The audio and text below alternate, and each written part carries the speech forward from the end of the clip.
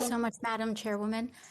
Um, Mr. Tenev, Robinhood has engaged in a track record of outages, design failures, and most recently, what appears to be a failure to properly account for your own internal risk. You've previously tried to blame clearinghouses for your need and scrambled to raise some $3.4 billion in a matter of days, but you've also, blamed a lack of industry-wide real-time settlement, or rather a lack of that settlement of trades. But Robinhood's requirements for margin have long been far more lax than other brokers for a long time.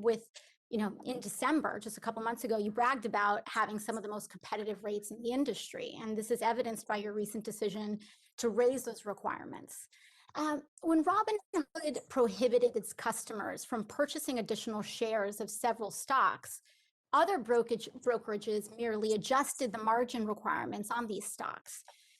So, Mr. Tenev, given Robinhood's track record, isn't it possible that the issue is not clearinghouses, but the fact that you simply didn't manage your own book or failed to appropriately manage your own margin rules or failed to manage your own internal risks? Thank you for this question, Congresswoman. Let me address the margin point because I think this is an important one that has been under discussed. So in December, when we lowered our margin rates to 2.5%, one of the details that I think was missed is that most other brokerages have tiered margin rates where the wealthier customers pay much lower margin rates than lower net worth customers. So you'll have someone that has $10,000 paying 9 to 10% for margin, whereas someone with $1 million pays 2%.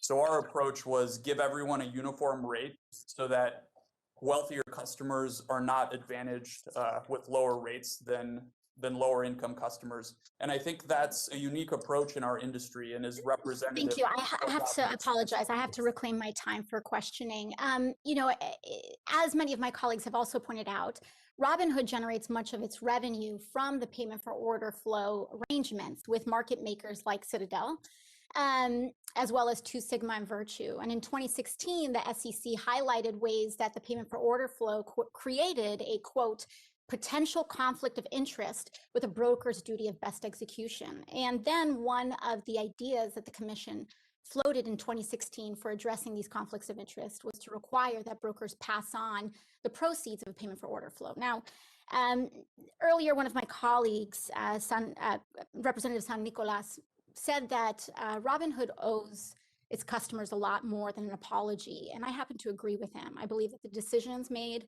by you and this company have harmed your customers. Mr. Tenev, would you be willing to commit today to voluntarily pass on the proceeds of the payment for order flow to Robinhood customers? Congresswoman, I appreciate that question.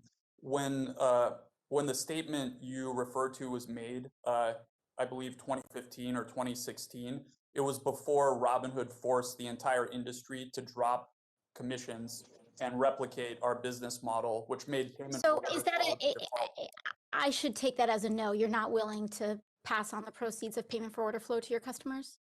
When the other brokers dropped, I'm just talking about today, right now. Payment for order flow, Congresswoman, allows for commission-free trading. In the context of trading commissions, it's a much larger source of revenue in the past than payment. Mr. Tenev, I apologize, and I don't want to be rude. I just have limited time. But if removing the revenues that you make from a payment for order flow would cause the removal of free commissions, doesn't that mean that trading on Robinhood isn't actually free to begin with? Because you're just hiding the cost in terms of potentially poor execution or the cost of lost rebates to your customers. So certainly, Congresswoman, Robinhood is a for-profit business and needs to generate some revenue to pay for the costs of running this business. People were initially skeptical that the model, even with payment for order flow, would work when you remove commissions.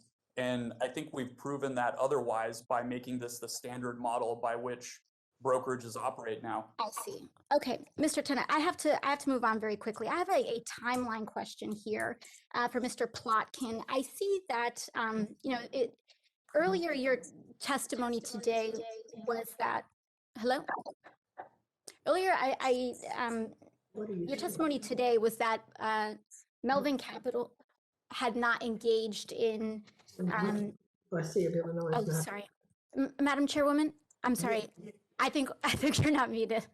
Sorry about that. Mr. Plotkin, earlier today, you mentioned that Melvin Capital had not engaged in a naked short of GameStop, and Melvin closed out its position on GME on the 20th, correct? I'm sorry, the gentlelady's time has expired, but we have to go to Mr. Auchincloss for 5 minutes.